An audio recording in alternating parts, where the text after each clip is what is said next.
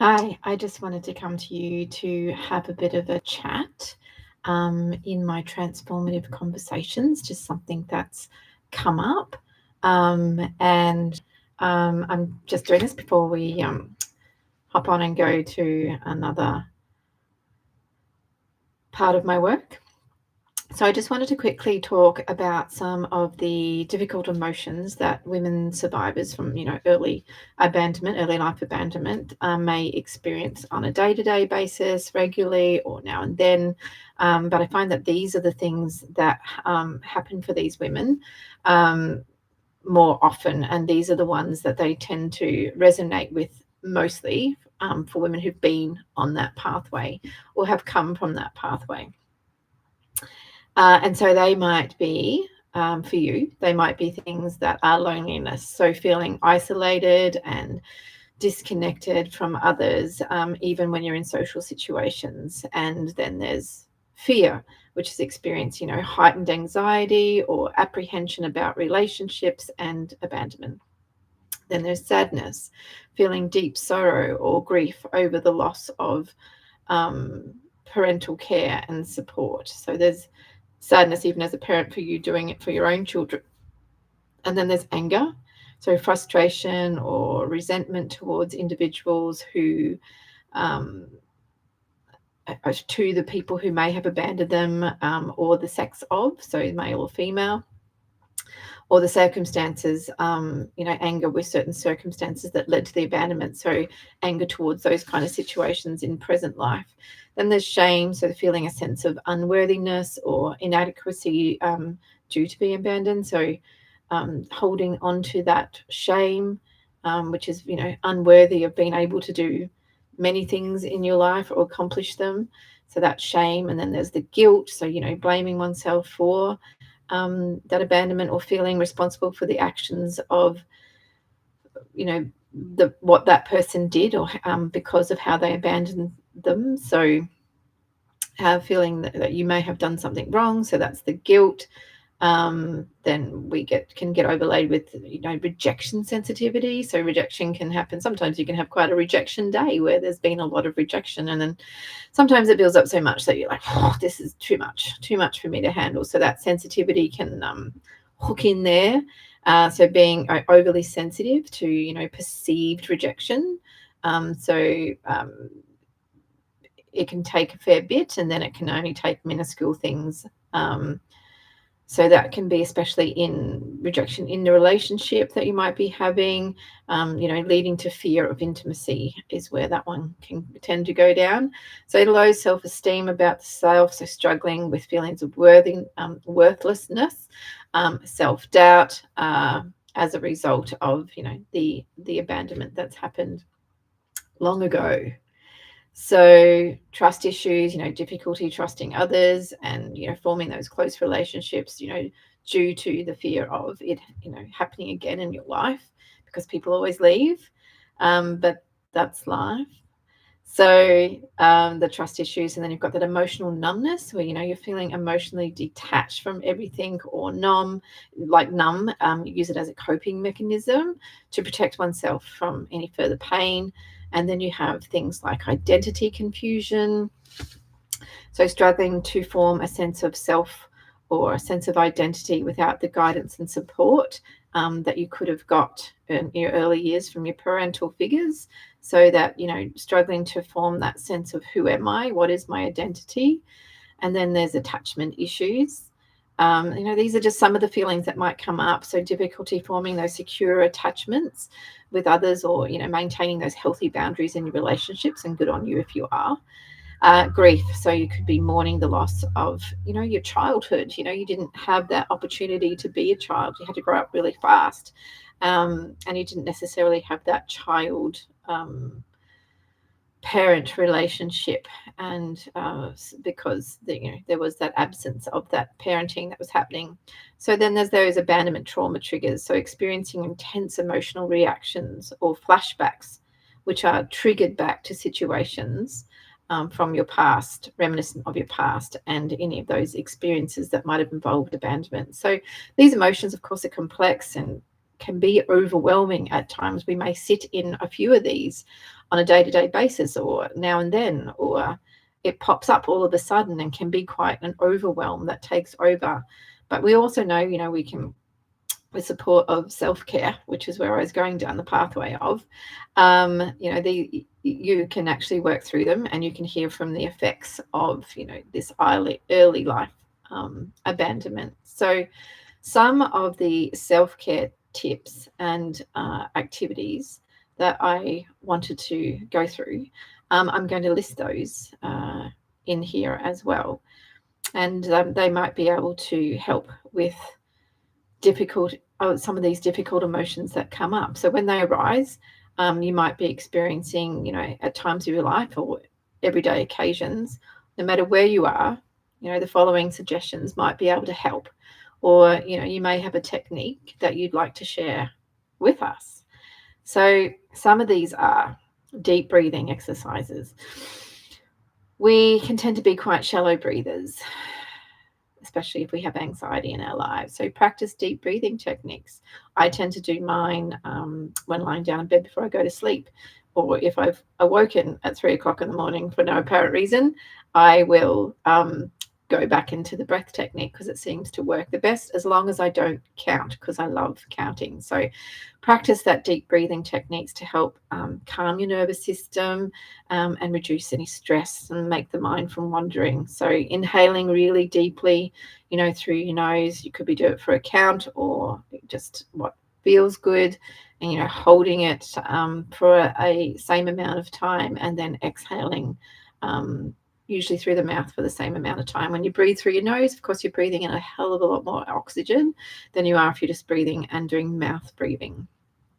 So then you've also got mindful meditation that you might be able to do, which is, set aside a few minutes each day for some mindfulness meditation. And what is mindful meditation? Basically, whatever works for you. So you can focus on the breath, and you can use that as something to be mindful about, and it can take you into a meditative state. You can use a guided meditation on an app. There's plenty of them out there. Or you can just stay present and, cultivate on a sense of inner peace. Work out where you are, what you're doing, what can I focus on? What are 5 things that I can see? What are 4 things that I can hear? What are 3 things that I can smell? What are 2 things that I can feel? And bringing it down, those sorts of things. Or you can just concentrate on an insect, which is going on a flower, or a blade of grass, or something that only takes a couple of minutes to bring you back into the now. Another thing that you can do when these feelings of overwhelm from some of these feelings is journaling it. What is it doing in the head? Get it out of the head. So let's, focus on getting it out, getting it on some paper. You do not have to read that ever again, or you can choose to go back and visit it and reread it and maybe learn something. Maybe you might be able to evolve from that. Maybe it can help you go down a pathway of learning about something that you'd like to overcome. So, take some time to journal about your thoughts and your feelings, what's coming through, what downloads you might be getting. To write freely without judgment, because no one else is going to be reading this. And allowing yourself to explore and process your emotions in a safe space, which is in this book. So it's like writing a diary, but we call it journaling. So physical activity, always good to get out and go for a walk, or, take 15 minutes, 10 minutes out of your day and do a routine of, 20 squats and 20 calf raises and 10 push-ups, or it might be a round figure of something, but just doing 10 or 15 minutes or more, usually it's half an hour, is always the good one for physical activity. So engaging in that and enjoying it, but really doing it with purpose. If you're going for a walk, don't be on your phone, because it's about enjoying the walk, not enjoying the walk on your phone, or you're on the phone while you're doing the walk. So it's concentrating on that one activity, going and doing yoga or dancing or whatever it is that releases these endorphins. A bike ride, going for a swim. These are all things which can improve your mood and reduce feelings,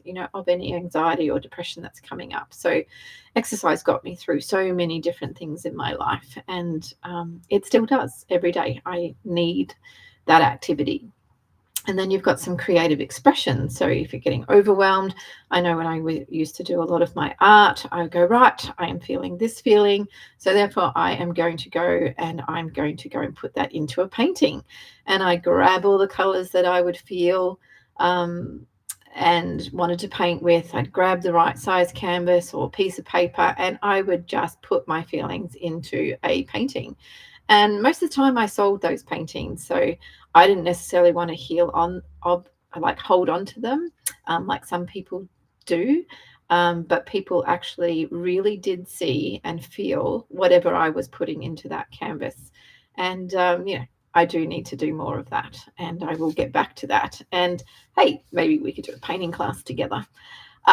So creative expression. So this could be done through writing, through poetry, cooking. Cooking is a great creative expression for me as well. So express yourself creatively through that art, or listening to music, or writing something down, but channeling your emotions that you might be in overwhelm from, and getting a creative outlet for that to be tuned into. So, there's dance therapy, there's art therapy, there's um, so many different kinds of things that you can do for yourself. And, dance therapy is something that I do. Art therapy is another thing that I do. These are things that I teach people how to do as well. Writing therapy. And these are a sense of release. And so it's good to get some of these structures in place so that these overwhelm of emotions don't start, invading your day all the time, getting yourself into a routine. Go and connect with nature. I know nature is great for me, whether it's in the bush, or whether it's by the ocean, or it's on the ocean. Spending time outdoors. There's so many endorphins out there that we actually get when connecting to nature. Sometimes when I was so stressed out in my cafe, I would have to go for a walk in the botanic gardens just to connect to nature and breathe and take a moment, because it used to give back to me. So, take a walk in the park, go for a hike, or simply sit and observe, the beauty of the surroundings that are going on around you. It's really nice to sit on a park bench in a park and just watch life go by. I do like people watching.